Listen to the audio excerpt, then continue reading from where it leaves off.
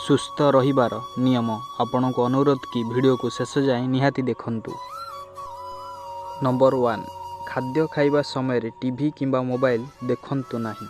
Number 2 सकाळे brush करिबा पूर्वरु 1 ରୁ 2 glass पानी पियंतु। नंबर 3 सोइबार 2 घंटा पूर्वरु रात्रि भोजन करंतु। नंबर 4 सबुबले नाक द्वारा निश्वास नियंतु, पाटी पटे नुहे। नंबर 5 गोटे दिन रे अति कम रे 8 ରୁ 12 ग्लास पानी पियंतु। नंबर 6 फ्रिज रखा जाइते अत्याधिक ठंडा पानी पियंतु नाही। नंबर 7 जदि आपण चाह पिउचंती तेबे खाद्य खाई सारिबा परे तुरंत चाह पियंतु नाही, किछि समय परे पियंतु। नंबर 8 खाद्य को भलो भाबरे चुबाई चुबाई खांतु। नंबर 9 जो मानकर खाद्य हजम करिबा क्षमता कम सेमाने कंचा अमृतभंडा खाइबा उचित। नंबर 10 दिन रे किछि समय पाई खाली पादरे भूमि रे चलिबा उचित एवं जदि आपण सबुज घास उपरे खाली पादरे चलंती तेबे या बहुत भलो हेबो। नंबर 11 सुस्थ रहिबा पाई पर्याप्त निद अत्यंत गुरुत्वपूर्ण, आपण प्रतिदिन 7 ରୁ 8 घंटा सुअंतु।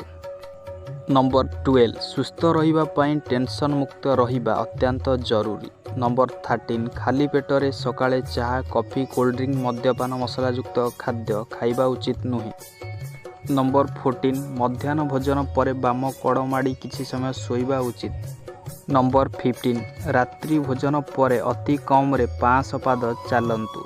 नंबर 16 राति रे भारी खाद्य जथा दही किंबा राजमा चाउलर भात खांतु नाही। नंबर 17 भोक लागिया परे ही खाद्य खांतु। नंबर 18 चीनी आउ लुण खाइबार मात्रा कम करंतु। नंबर 19 दुकान बजार रे खाइबा अभ्यास को कम करंतु। नंबर 20 प्रतिदिन नियमित व्यायाम करंतु। 21 आपणक खाद्य रे फल एवं पनीपरिया अंतर्भुक्त करंतु। नंबर 22 भोजन परे जूस किंबा गुड़ खाइले सहजरे हजम करिबारे सहाय्य करे। नंबर 23 खाद्य खाइबा समय कौन चिंता शोक क्रोध करिबा उचित नुहे। नंबर 24 बेले बेले कांदिबा मध्य बहुत भल, यह द्वारा आखिरे थिबा अलिया सब बाहरी जाए, ता सहित मन बहुत शांत रुहे। नंबर 25 भोजन रे लुणर मात्रा कम करांतु।